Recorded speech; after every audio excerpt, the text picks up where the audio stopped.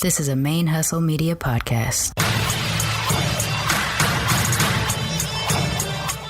It sounds like one of the names they would have for a monarch. It's like Queen Javia the First, Black Radical Queer, among queer Negro women. All the way from the A, you listen to my favorite lesbian on BRQ. Hey, stay locked in with your favorite lesbian on Black Radical Queer. Yeah.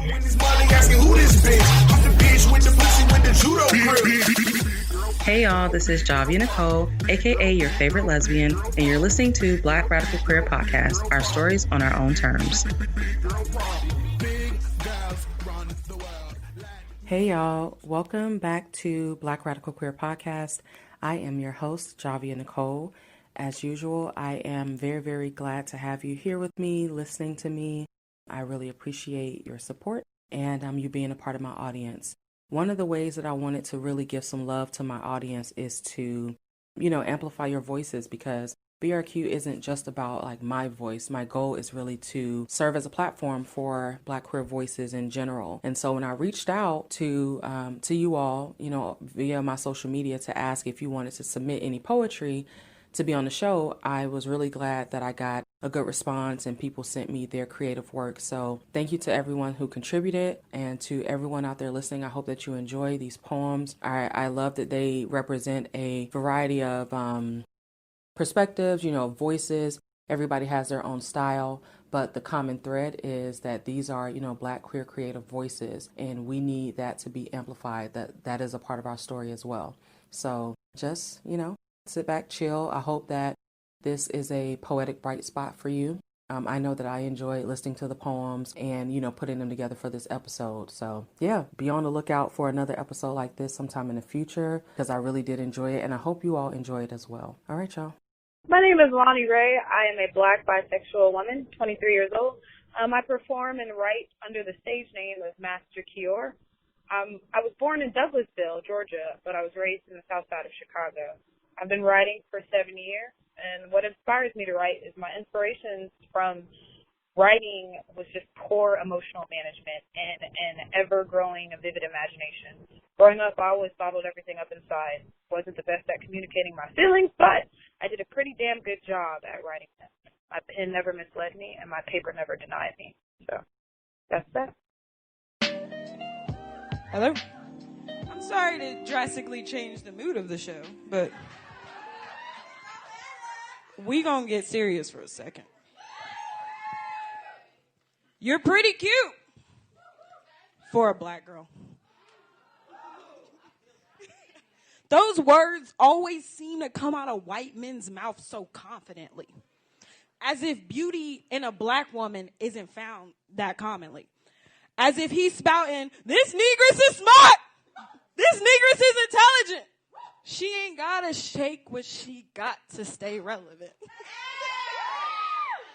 He can't bring up how beautiful I am without mentioning my Blackness.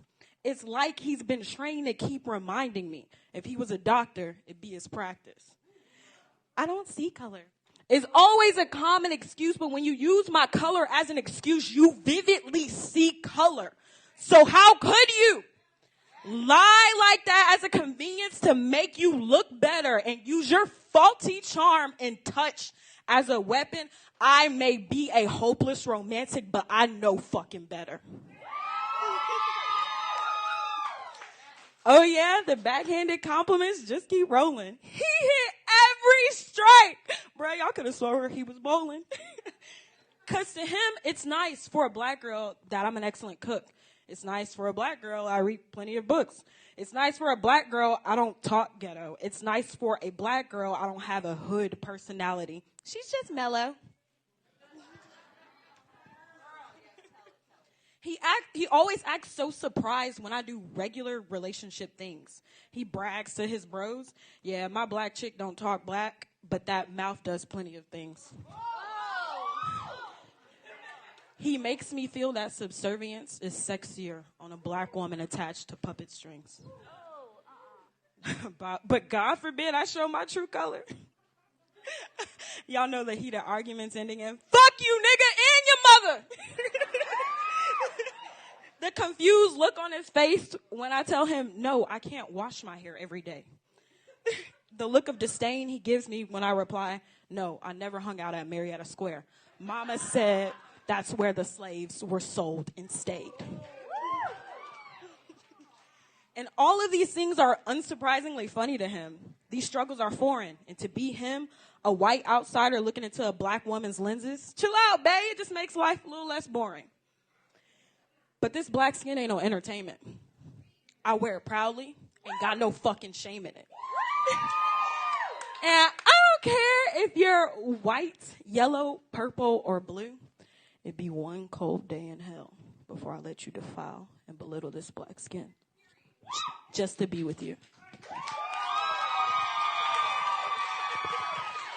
Yes! Yes! Yes! Yes! Yes! Yes! Yes! Yes! Yes! Yes! Yes! Yes! Oh my God.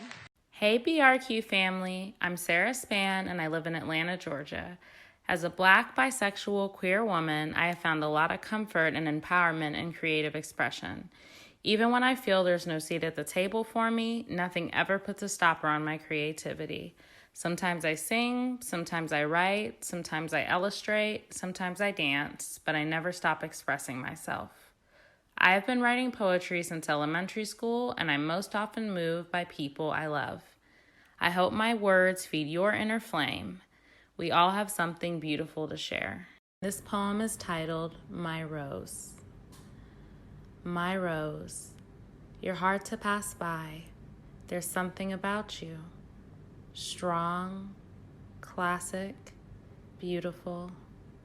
You rightfully require consistency, compassion, and careful tending to bloom. But my God, when you bloom, there's no beauty like you. I love you, my rose. This is Loner, and this is how I feel. I don't have any peace, only moments of silence.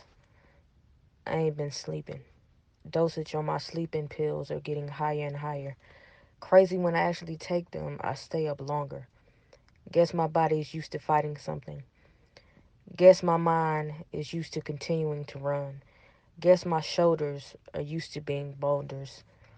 Feet hurt to the touch of any hard surface. Feel like I'm carrying around the world on my neck. Demons whispering in my ear. Shadows playing in the dark of my room as I lay. The blinds are wide open. Let the street light be the brightness I need so the darkness won't overshine.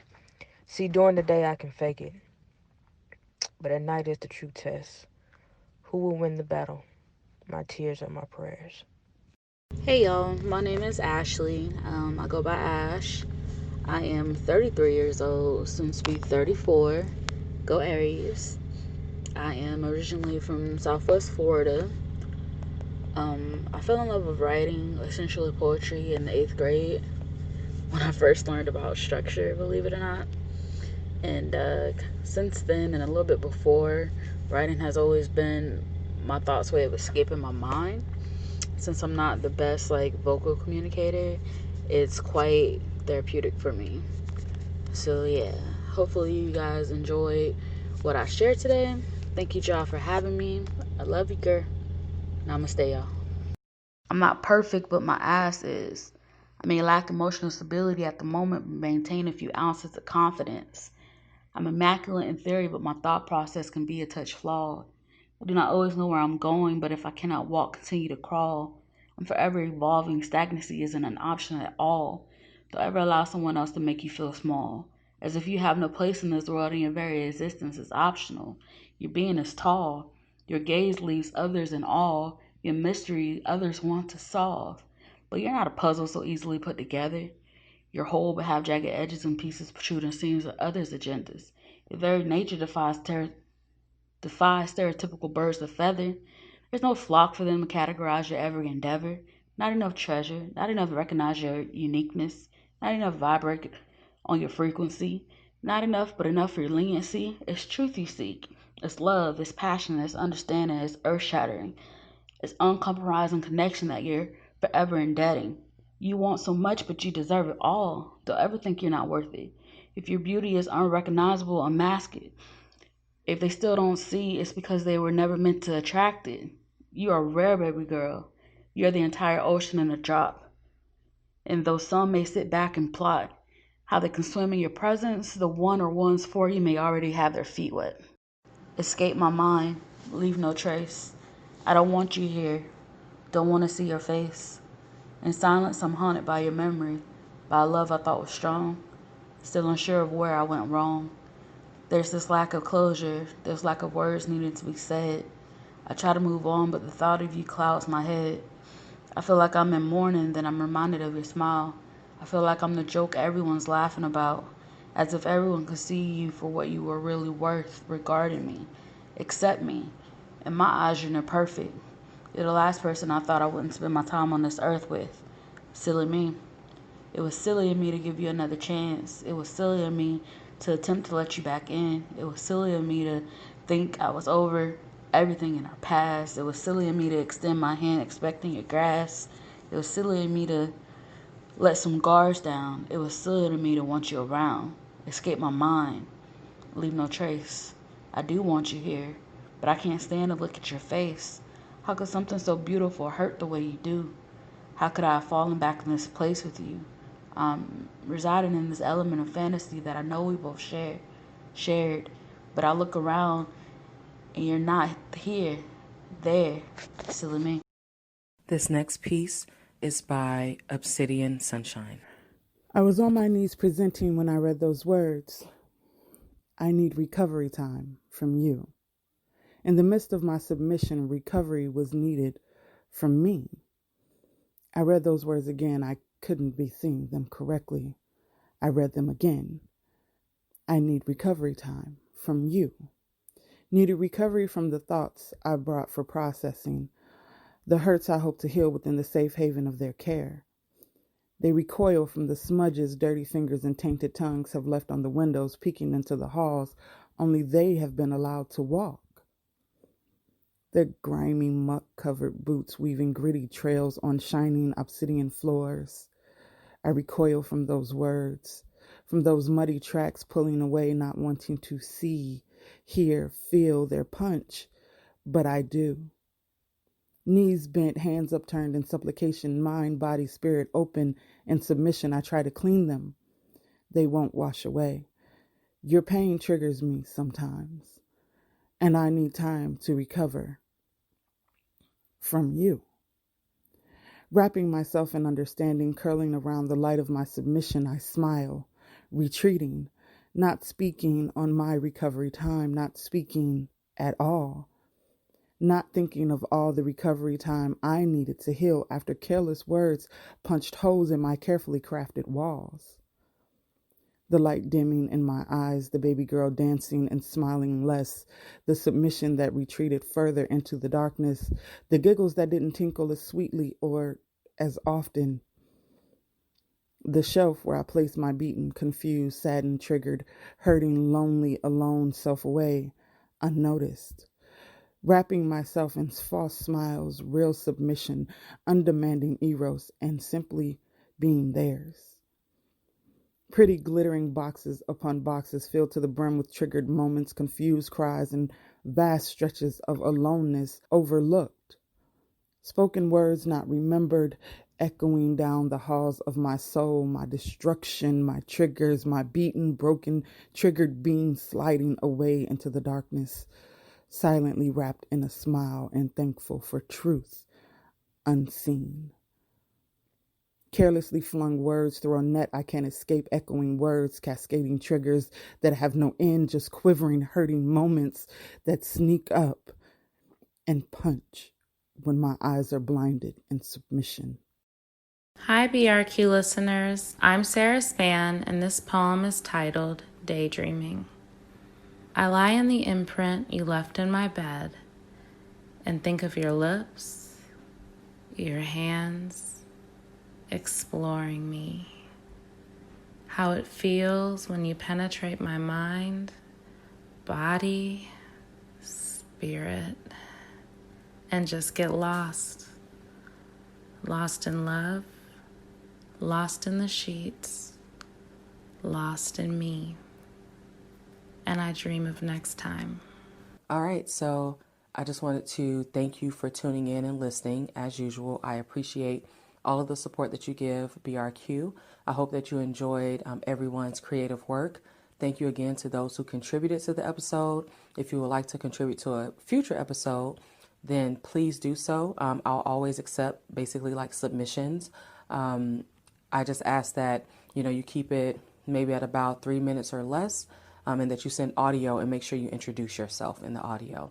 But I would definitely love to continue doing this periodically to really, get some Black queer creative voices out there, because that's definitely a part of our story. All right, y'all. So it's been real. It's been poetic.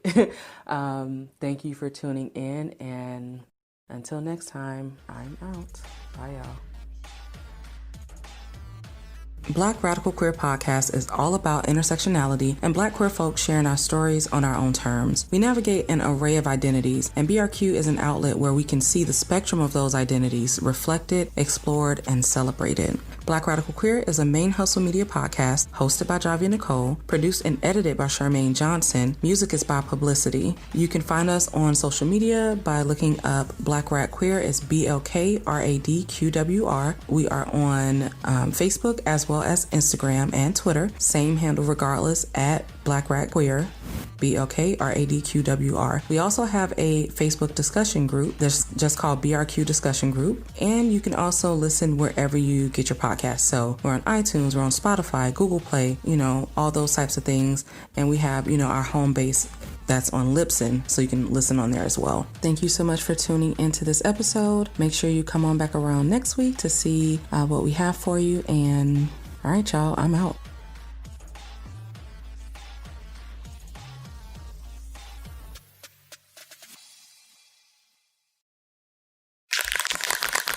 ManeHustle Media. Turn your side hustle into your main hustle.